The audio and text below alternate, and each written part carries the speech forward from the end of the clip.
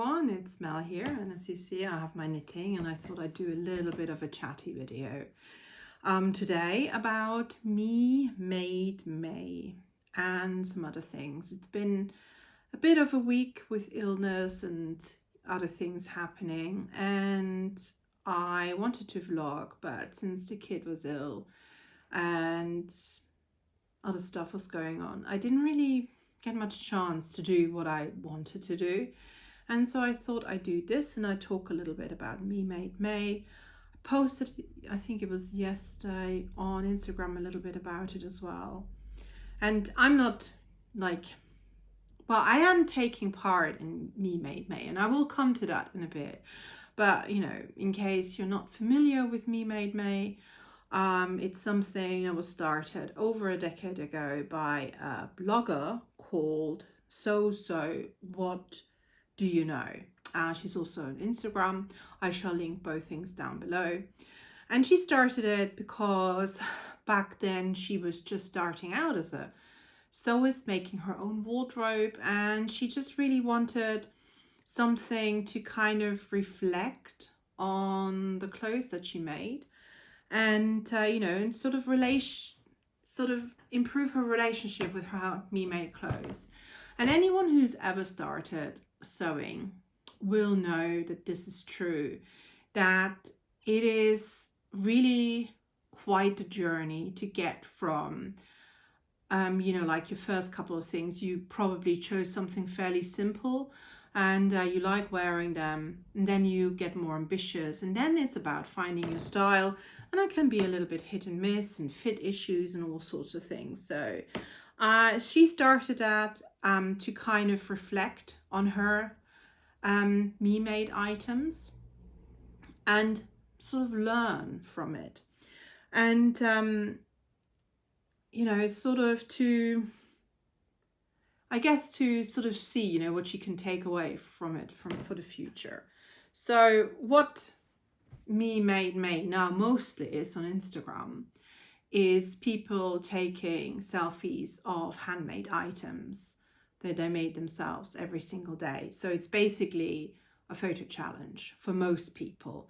And, you know, and that's totally cool if that's what you want to do. But sometimes it deviates into other things that I have been pondering a lot about, you know, so I want to talk a little bit about that. So Me Made May, as what So says, you know, it's not a competition, it's not a photo challenge, and it's also not a daily making challenge, because a lot of people set themselves a challenge to sew one garment a day. If you you know, reflect back on what she intended to do to that, I think that's probably the greatest disparity. She sort of was intending to reflect on her makes, see where she can improve, and you know, you can't tell me that if you sew a garment a day, it will be high quality items, 30 high quality items. But as always, when it comes to these kind of things, you know, it's easy to bash other people, and that's really not my intention. Of course, you can do this challenge however you want to. I'm just using it as an opportunity, pretty much with how So intended it, to reflect on my own making journey, and sort of like think a little bit about what I want to do going forward. So in many ways, I'm taking part in Me Made May. I've been using the kind of hashtag, I follow a couple of Me Made May hashtags, mainly Me Made May Fat hashtag. And you know, and sort of seeing all these makes, I'm reflecting a lot about my clothes. And I now wear a serious amount of my own clothes on a daily basis. Not so much on the trouser front yet, but you know, we will get there. But you know, I definitely, in the tops department, I had a bit of a sort out of clothes this week to look at the things that I like wearing, the things I don't like wearing, and I have passed on some clothes to people, to a free shop here in my neighborhood, So hopefully someone will find it and love it. And there were a couple of me-made items in there that I made after that initial period of the basics. And I went more adventurous, I suppose. And I just didn't like wearing them, partially because of the fabric, because I don't really think the color suits me, and partially because of the style, because I don't think it suits me and I don't feel comfortable in. Like, for example, this t-shirt is the other Nordic tee. I made one. I did a vlog the other day. I shall link it down below. And I really love this t-shirt. I wear it all the time. It's one of my favorite makes. And that's really how I want to feel about the clothes. And so I got rid of clothes that don't make me feel that way. And I want to be more deliberate in the way I make my clothing and in the way I make general things, because here's the thing, making things brings me joy, but owning too much stuff doesn't bring me joy. I'm far from being a minimalist. Minimalism is never my approach. I'm very much leaning into the maximalism of things. However, that doesn't mean that I am a hoarder, so I'm very far away from that. I have one wardrobe, an IKEA PAX built-in version type wardrobe. And that is, a double wardrobe, like, 2 doors, not a double, it's 2 doors. And in that wardrobe is everything I wear. And my husband has one as well. And in his wardrobe is everything he wears. And I don't want to own more than can fit in there. And that's just always been my ambition. I don't like having clothes, because if I don't see it, I won't wear it. And if I have too much, I get overwhelmed. The choice, is always an issue for me. If I have too much choice, I don't know what to do. So if I had, for example, loads and loads of fabrics at home to make things out of, chances are I wouldn't make a thing, because looking at it, I would get overwhelmed. It's the same with wool. If I have too much wool at home, I don't do anything because I get overwhelmed. So I have to be always very conscious with that. And I've also, I always used to be someone who was quite comfortable with having a huge TBR of, like, huge, in quotation marks, not huge in booktube standards, but quite big, so I was quite comfortable with having 50, 60 books on my unread pile. I no longer do that, because I have found that I actually get so much pleasure out of the fact that I can buy a book and come home and sit down and read it immediately. I mean, you can do that anyway, but then you end up with not reading the books you have on your shelf. So, and everyone is different, right? And but for me, I found there's so much pleasure in that. I no longer request arcs, for the same reason, because you get on a spree, and then it becomes pressured.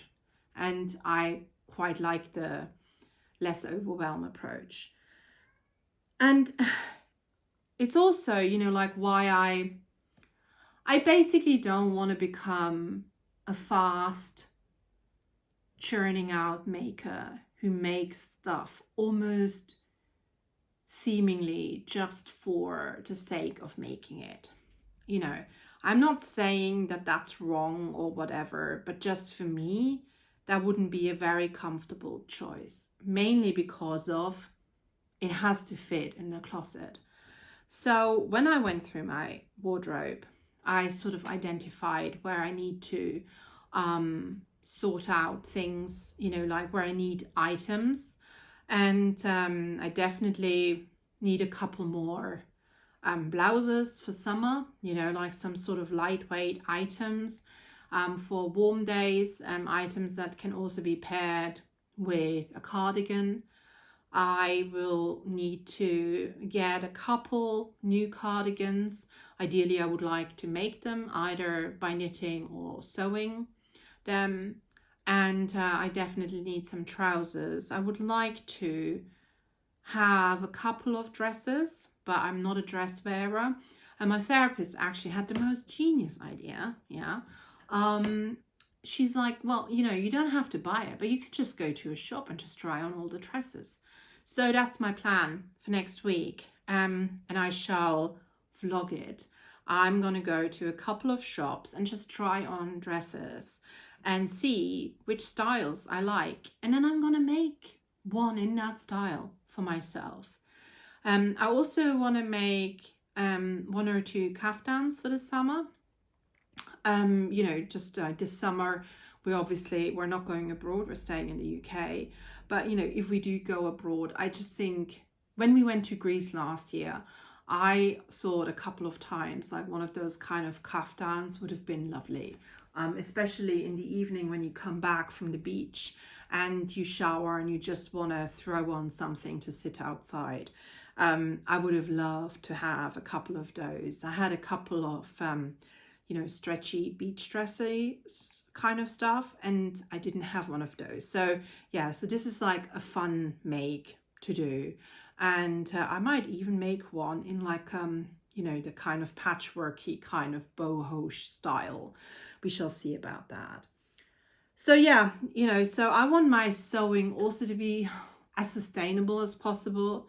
I like to think about where the fabric comes from, how I source the fabric. Obviously, nothing is ever perfect, like by the fact of you buying something, there's always suffering involved somewhere, And I think, that's one of the things why I just like to consume less. And I want to be more conscious of that as well in general, because, it just causes suffering. There's nothing that is a totally guilt-free buy. So yeah, I basically want to do as little harm as possible with my sourcing of raw materials to make the things that I make. She says, knitting King Cole. So it's not perfect, right? We get there. I would like to knit more, especially with British wool. Like the whole process done in the UK. Quite often the wool may be British, but then the actual cleaning, spinning and dyeing is done abroad, quite often in low-wage countries, quite often exploitative, so there's a lot to think about, and just one me-made May is not going to solve that, right? And and the thing is, when you talk about these things, you always sound a little bit like you're judging other people. This is really not what it's about. It's more my own personal journey that I care about, my own personal approach. So yeah, I just basically like the idea of establishing a slow wardrobe. Yeah, so a slow wardrobe in the sense that the things I make, I'm thinking about. It's also not the accumulation of pattern after pattern, but making patterns that you have in and clothes, like that create clothes you like to wear, and then using different fabrics to make the same, to get different looks. Really thinking about, when I buy fabrics, what will this go with? Do I like the colors? Because the problem is I like a lot of colors, but not a lot of colors suit me. So is this something I will enjoy wearing? Is this gonna look good, next to my skin? That kind of stuff. So slow in the sense of more deliberate, more choosy, and producing quantity over, producing quality over quantity. So yeah, I like the Swedish concept of lagom, the kind of idea of just enough. for that. Oh, there we have a cat. Say hello to the cat. Boy, this way, this way. Good boy. Come on. He's going to bite now because he wants food. Settle down. Come on. I'm talking to the people there. Yeah, so I just like the idea of just enough. He's not going to move now. If I try, he will bite me. So you have to just bear with the cat in front of me. He's a bit of a biter, unfortunately. So yeah, and you know, and obviously at one point I will have made clothes and I will not need clothes for myself. And I like the idea, you know, I've already made a few shirts for the husband, and you know, I made some things for the teenager as well. And I like the idea of making things for them. I also like, you know, like I'm knitting a sock right now. That is not for me. I made a pair of socks out of this, but this pair of socks is for a friend with absolutely tiny feet. And you know, like I only need so many pairs of socks. And once you have that amount of socks in your wardrobe, you don't need any more socks. You can just then maintain your stock of socks, because hand knit socks, I mean, you mend them, you look after them, they last you for years. It's only been like, I think 2 years ago now, that I had to get rid of the last pair of hand knit socks that my grandmother made me. My grandmother's been dead since 2006, and she didn't knit any socks for the last 6 years of her life. So those socks were over 20 years old, and I, you know, looked after them. I mended them a couple of times, and they were absolutely perfect, until they were not. Yeah, so there is definitely that. But I also like making things for friends. Like I made some washing up cloths for friends that I visited in Wales in March, and they loved them. You know, it is an appreciated kind of gift. I made blankets for people before, and I enjoy the making, so I will always want to make something. But that doesn't mean that I have to only make for myself. And I know a lot of people have issues with that because materials are obviously expensive. But for me, the meaning, the thing that I'm chasing, you know, is the meaning. And the meaning for me is in the making. And the meaning for me is not in the owning the finished garment. Of course, when I like the finished garment, that's beautiful, you know, and I wear it a lot. But the meaning for me is in the making. The meaning is in the process of, you know, sitting down and very deliberately taking care of myself. And so, yeah, I really like that. And so I will always make, you know, even when my wardrobe doesn't need anything, there will always be something to be done for someone. And I like that. I also would like to expand my sewing journey, perhaps to, you know, some leggings at some point, for, you know, Pilates, and perhaps maybe I even start yoga again, who knows. You know, so I would like to expand on that, because a lot of active wear, I don't like the fabrics, and the ones where I do like the fabrics are incredibly expensive. And I figure I can probably make myself workout clothes that I feel good in, out of fabrics that I enjoy wearing. Not necessarily cheaper, but, you know, that much cheaper, but probably, again, the meaning is in the making. So yeah, anyway, I better feed this boy cat before he chomps down on my arm. He keeps on, like, he doesn't move his head towards me, but his pupils will come towards me, isn't it, boy? Yeah. And he's a bit upset because it's been day to day. It's always a stressful day for him. So yeah, let me know what you think, you know, about making, if you are a maker of anything. You know, I think sometimes people don't consider themselves makers, because somehow we get it in our idea that we have to have a huge output in order to be called that. But if you knit on one blanket for years, you're still a maker, you know. If you make postcards or greeting cards and send them to friends, still a maker. I think, you know, making is not exclusive also to textile arts. You know, people enjoy baking or cooking or gardening, you know, all these things I would class as making. And I would even go as far as to say it's kind of an art practice. I consider my crafting now as an art practice. And a lot of people will shake their head at that and will poo-poo the idea. But I don't care. I believe that art is a lot about the intentions that we set and the thoughts that we associate with it. So for me, this is an art practice.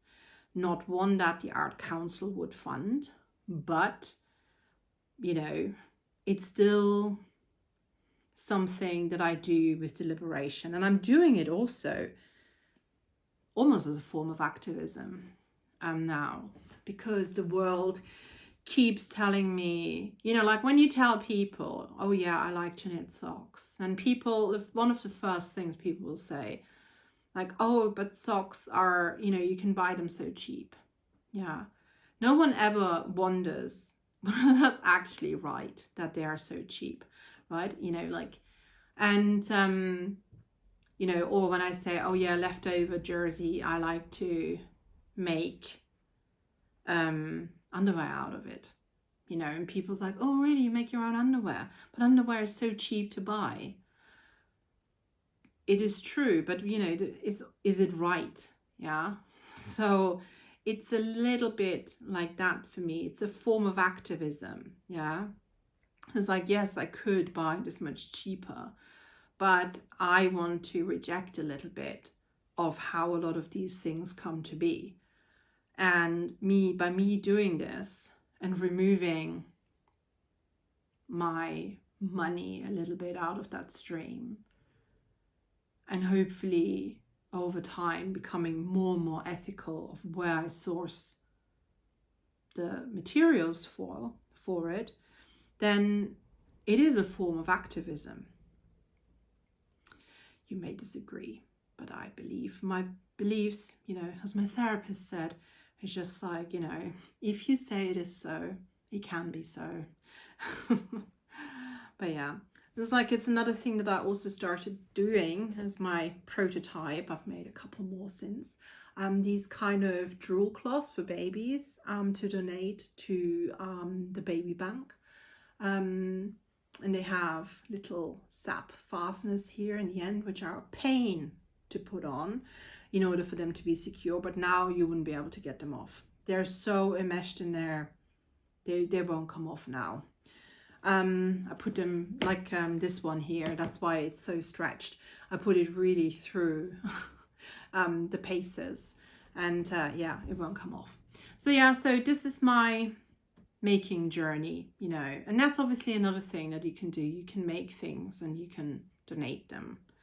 You can use bare fabric, leftover fabric for that. You can even donate, obviously, the fabric to places where they can then sell it and raise money. So, but yeah, lots of jumbled thoughts going through my head about Me Made May. And I'm not gonna take a lot of selfies of clothes you've all already seen and post them on my grid. It's really more a personal reflection. On that note, I shall see you on Monday. And yeah, take care. Bye-bye.